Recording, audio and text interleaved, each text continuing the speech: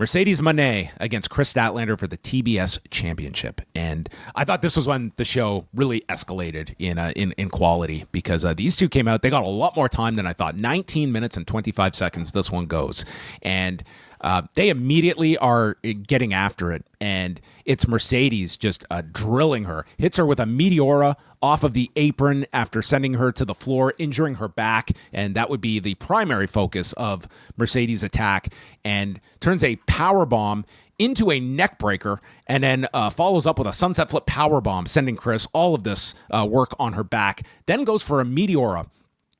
And Moné gets caught in midair with this Meteora. Chris turns it into a buckle bomb and then a chaos theory, and Moné gets her foot onto the rope. And then it was Moné just starting to take over here. She lands a Meteora for a big near fall, and she's having a tantrum that Statlander continues kicking out.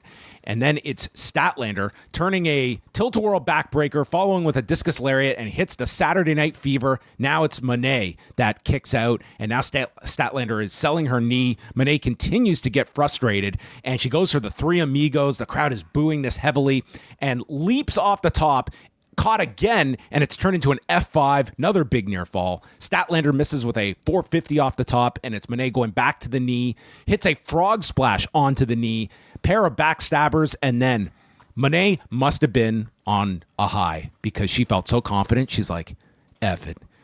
It's time for the moneymaker. And she lifts her up. I was like, oh God, this match is going so well. It's going so well, and you're about to test fate. And you know what? Not a badly executed moneymaker. Turned out pretty good. Well here. Yeah. And I thought you nailed it. This should be the finish. She kicked out. It was like, man, they're going to keep going here. There were a lot of big near falls.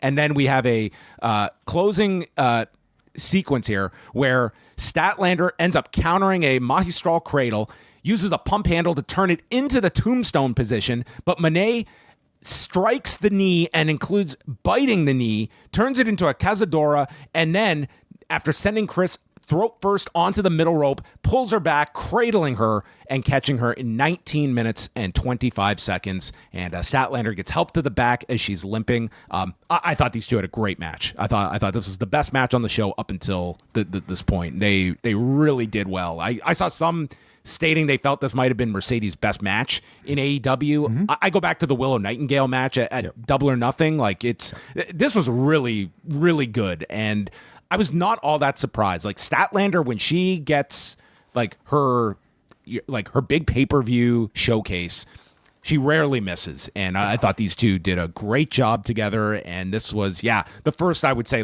really great match on the card. Yeah, I would agree with this being certainly, I think the Mercedes Moné pay-per-view match I probably enjoyed the most since the Kerr match. If we're strictly talking about Moné's own performance, then maybe her best performance since the Willow Nightingale match.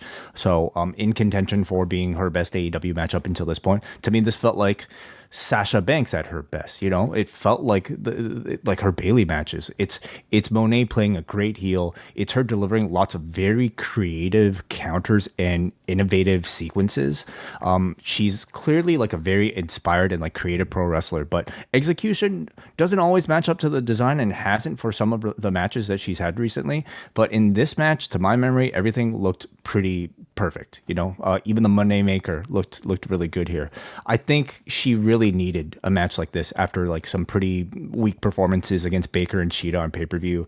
Her reputation as a promo hasn't necessarily been that great in AEW, so all she still has is, I think, her great in-ring reputation, and even that was starting to take a bit of a hit. So this was the type of match that I think reminded us of Mercedes Moné's value and the reasons why she's become the level of star that she is.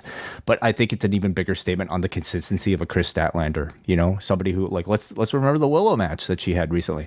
There's something consistent about both of those two, Willow and Chris, that just this company has two very special talents with them.